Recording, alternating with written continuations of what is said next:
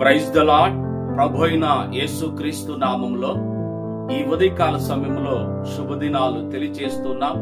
ఈరోజు బైబిల్ గ్రంథంలో నుంచి ఒక అమూల్యమైన శ్రేష్టమైన వాక్కును మనము ధ్యానం చేద్దాం. కీర్తన గ్రంథము 62వ అధ్యాయము 2వ వచనాన్ని మనము ధ్యానం చేద్దాం. ఆయనే నా ఆశ్రయ దుర్గము, ఆయనే నా రక్షణకర్త, ఎత్తైన నా కోట, ఆయన నేను అంతగా కదిలింపబడును. Praise the lord.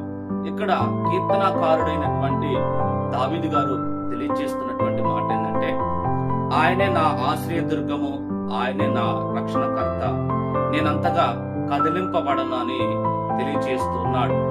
ఈరోజు నువ్వు చెప్పగలుగుతావా, దేవుడు నా రక్షణ దుర్గము, నా కోట, నా కొండ?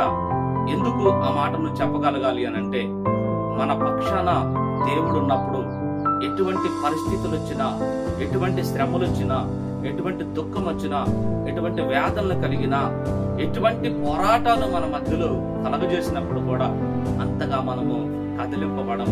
ఎందుకు అనగా ఆయన మన పక్షాన ఒక ఆశ్రయ దుర్గముగా, ఒక రక్షణకర్తగా ఉన్నాడని